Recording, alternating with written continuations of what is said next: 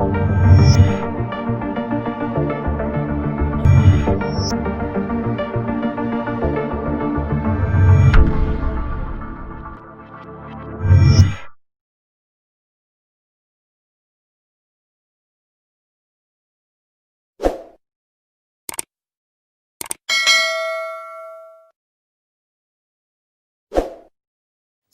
मैं doctor Anil Kumar Jain, associate professor एवं निदेशक शिक्षा विद्यापीठ वर्धमान महावीर खुला विश्वविद्यालय कोटा, एक बार पुनः शिक्षा मनोविज्ञान की विभिन्न इकाइयों की चर्चा की श्रृंखला में आपके समक्ष उपस्थित हुआ हूं।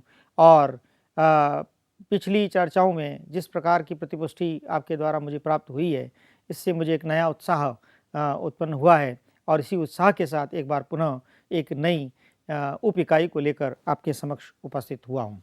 साथियों, हमने पिछली बार शिक्षा मनोविज्ञान के कार्यक्षेत्र का एक प्रमुख क्षेत्र जो है वंशक्रम एवं वातावरण, उसकी चर्चा हमने आरंभ की थी। और वंशक्रम एवं वातावरण दो प्रमुख उपक्षेत्र हैं, उनकी चर्चा करना हमने आरंभ किया और हमने वंशक्रम को जाना कि वंशक्रम क्या है, विभिन्न मनोवैज्ञानिकों ने वंशक्रम को किस प्रकार परिभाषित किया है और उन परिभाषाओं को समझकर उसके आधार पर निकलने वाली विशेषताओं को हमने जाना। विशेषताओं को जानकर हमने दो प्रमुख प्रयोग, उत्पादक सूत्रों की निरंतरता फ्रांसिस गाल्टन और अर्जित गुणों का स्थानांतरण लेमार्क, हैरिसन, मैकडूगल, डार्विन इत्यादि बहुत से प्रकार के मनोवैज्ञानिकों के द्वारा किए गए प्रयोगों को भी हमने जाना और जानकर ये हमने समझने की कोशिश की कि किस प्रकार ये वंशक्रम अपनी प्रमुख भूमिका निभाता है बालक के व्यवहार के प्रकटीकरण में और उसके व्यक्तित्व के निर्माण में। उसी श्रृंखला में हमें कुछ और मनोवैज्ञानिकों के द्वारा किए गए प्रयोगों को भी जानना होगा, ताकि वंशक्रम कहाँ से किस किस रूप में और किस तरीके से बालक के व्यक्तित्व पर प्रभाव डालता है। क्या ये केवल बाह्य व्यक्तित्व पर ही प्रभाव डालता है, क्या बाह्य आवरण पर ही प्रभाव डालता है, या उसके भीतरी आवरण पर भी प्रभाव डालता है, उसको भी जानने की हमें आवश्यकता है। और उसी को ध्यान में रखते हुए कुछ और प्रयोग भी मनोवैज्ञानिकों ने किए हैं, उनको आधार में रखकर जो सिद्धांत बनाए गए हैं उसकी चर्चा आज हम करने की कोशिश यहाँ पर करते हैं। उसी क्रम में एक सिद्धांत आया था, प्रत्यागमन का सिद्धांत। प्रत्यागमन के सिद्धांत में जो प्रमुख बात यहाँ पर कही गई है कि माता पिता के ठीक विपरीत प्रकार की संतान का जन्म होना। दैनिक जीवन में कई जगह हमें व्यवहार में ऐसा दिखाई पड़ता है। कई बार हमें संशय होता है, ये बच्चा पता नहीं कैसा दिख रहा है, उसके माता पिता की बिल्कुल शक्ल सूरत नहीं, व्यवहार नहीं, माता पिता इतने होशियार, बच्चा इतना डफर, माता पिता इतने गोरे, बच्चा इतना काला। ऐसे अनायास ही कई सारे प्रश्न हमारे जहन में उठते हैं जब कभी इस प्रकार के विपरीत व्यवहार वाले बालक हमें दिखाई पड़ते हैं, और सहज ही हमारे मस्तिष्क में ये प्रश्न उठता है कि क्या कारण है। तो ये प्रत्यागमन का सिद्धांत इन कारणों का उत्तर देता है। वो कहता है माता पिता के ठीक विपरीत प्रकार की संतान का जन्म होना प्रत्यागमन कहलाता है। अब वो क्यों होता है, उसके पीछे वो कारण बताते हैं। वो कहते हैं, यदि वंश सूत्र का मिश्रण भली भांति नहीं होता है। कौन से वंश सूत्र? दो प्रकार के वंश सूत्र, एक जागृत वंश सूत्र और एक सुषुप्त, सुप्त कहें इसको, वंश सूत्र। ये दो प्रकार के वंश सूत्र का मिश्रण होता है और उस मिश्रण से जो बीज बनता है उससे बालक माता के गर्भ में स्थान ग्रहण करता है। तो अब मनोवैज्ञानिक कहते हैं कि ये वंशक्रम को निर्धारित करने वाले ये जो दोनों गुण हैं, उनका मिश्रण अगर कुछ विपरीत दृष्टि से हो जाए तो ऐसा होता है। क्या मतलब हुआ विपरीत दृष्टि से? मतलब जब जागृत वाले ही गुण संतानों में प्रभावित हो तो समान प्रकृति के संतान का जन्म होता है। क्या मतलब? माता के जागृत वाले गुण, पिता के जागृत वाले गुण, दोनों जागृत वाले गुण ही प्रभावित हुए और उन्होंने सुप्त वाले गुणों को दबा दिया तो ठीक माता पिता के गुणों वाली संतान का जन्म होगा। माता के जागृत वाले गुण इतने हावी हो गए कि पिता के जागृत वाले गुणों को दबा दिया, तो माता की प्रकृति ज्यादा संतान में दिखाई पड़ेगी, उसी की शक्ल सूरत बालक में दिखाई पड़ेगी, चाहे वो बालक हो या बालिका हो। यानी कि जिसके जागृत वाले गुण हावी हो गए और सुप्त वाले गुणों को दबा दिया, उसी जागृत वाले गुणों ने अपना प्रभाव यहाँ पर डाला और उस प्रकृति की संतान हमें यहाँ पर दिखाई पड़ती है। यह इसके पीछे मुख्य कारण है, ऐसा मनोवैज्ञानिकों का मानना है। लेकिन साथ ही मनोवैज्ञानिक कहते हैं, उस प्रश्न का उत्तर भी देते हैं, माता और पिता दोनों के जागृत वाले गुण दब गए और सुप्त वाले गुण हावी हो गए, तो माता पिता की ठीक विपरीत प्रकृति की संतान का जन्म होता है। ये मनुष्य के हाथ में नहीं है। इसका कोई कारण आज तक कोई जान नहीं पाया कि क्यों वो सुप्त वाले हावी हो गए और क्यों जागृत वाले दब गए। अब विपरीत प्रकृति की संतान हुई और हम कह रहे हैं इस बच्चे की तो शक्ल ही नहीं मिल रही है, माता पिता से शक्ल ही नहीं मिल रही है, अगर इस बच्चे का तो कलर ही नहीं मिल रहा है। भाई अनायास प्रश्न उस मस्तिष्क में आना स्वाभाविक है, लेकिन दुनिया का प्रत्येक व्यक्ति मनोविज्ञान का ज्ञाता तो नहीं है ना।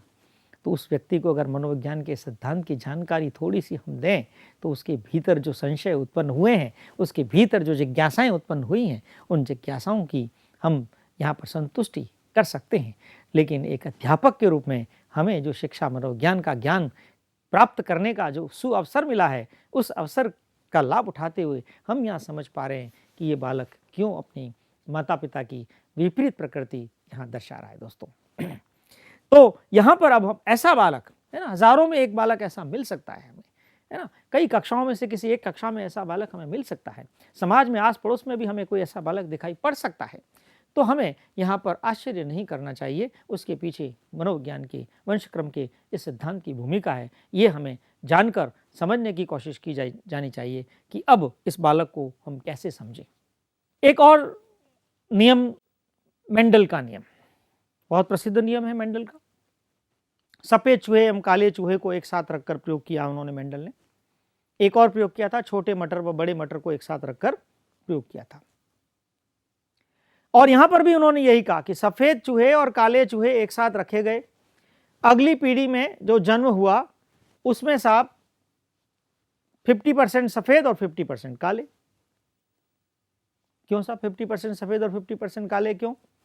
तो 50% सफेद यानी कि जिसमें माता पक्ष या पिता पक्ष के जागृत वाले गुण हुए तो वो सफेद, और जिसमें उनके जागृत वाले गुण हुए वो काले।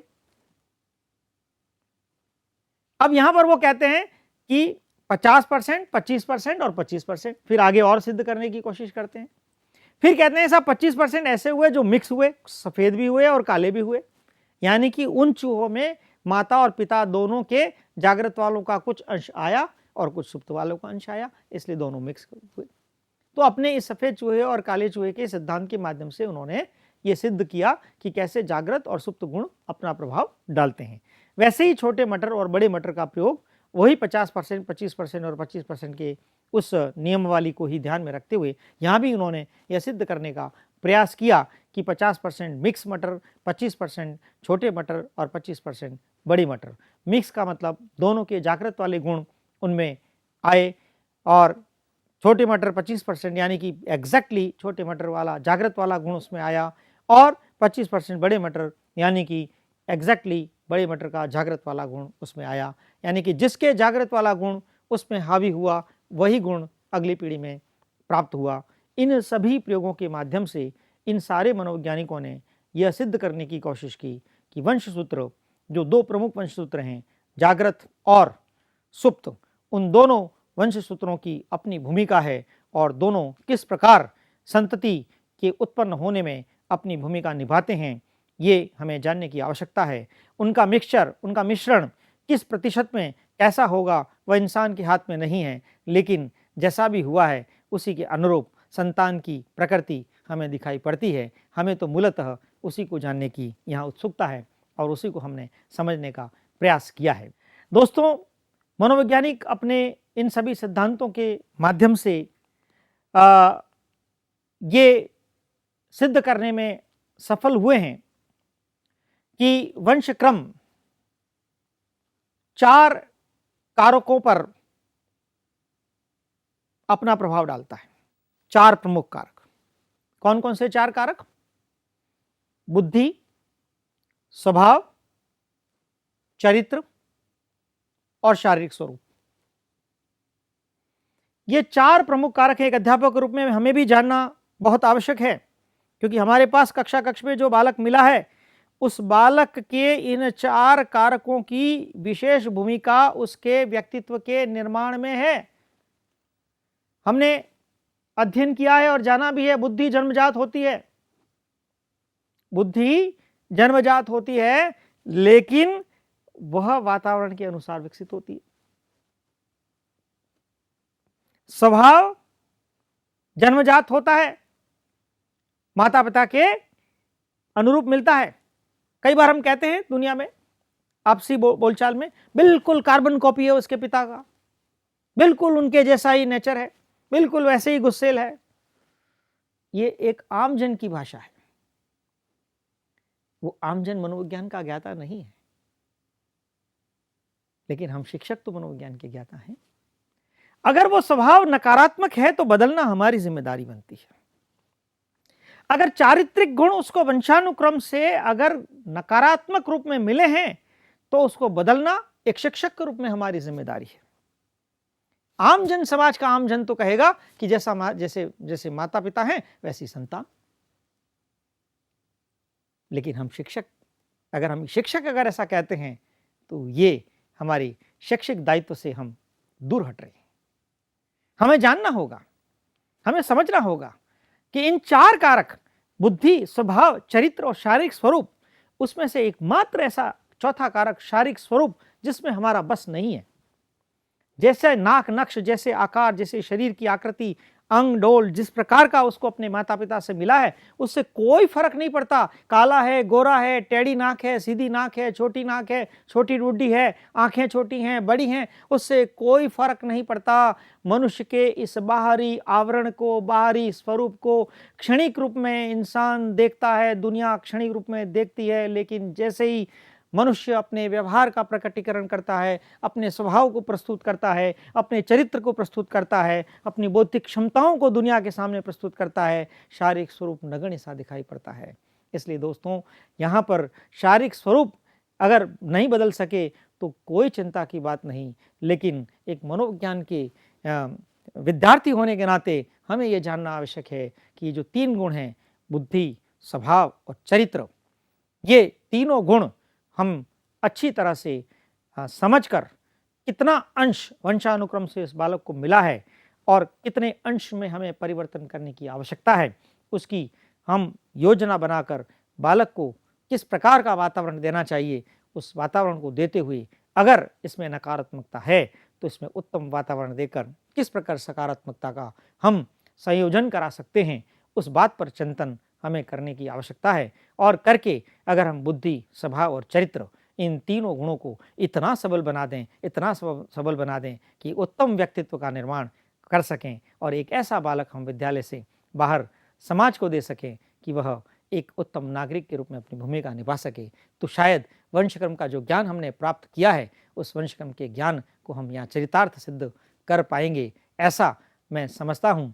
और दोस्तों, जैसा कि हम बार बार कह रहे हैं कि अगर इन गुणों को हमें बदलना है तो हमें उपयुक्त वातावरण को भी जानना होगा। इसलिए मनोवैज्ञानिक वंशक्रम के साथ साथ वातावरण के संदर्भ में क्या कहते हैं, इसकी चर्चा भी हमें करनी आवश्यक है। हमारी अगली जो वार्ता होगी उसमें हम वातावरण क्या है उसको भी समझने की कोशिश करेंगे। दोस्तों, आज हमने वंशक्रम के अंतर्गत मनोवैज्ञानिकों ने वंशक्रम के जो 2 प्रमुख सिद्धांत, प्रत्यागमन का सिद्धांत जिसमें 2 प्रमुख प्रकार के वंशसूत्र जागृत और सुप्त किस तरह से अपनी भूमिका निभाते हैं, और मेंडल ने जो सफ़ेद चूहे और काले चूहे का जो प्रयोग किया, छोटे मटर और बड़े मटर का जो प्रयोग किया, और किस तरह से यहाँ पर भी वो जागृत गुण हावी होते हैं और अपनी भूमिका निभाते हैं, उसको समझाने का प्रयास किया।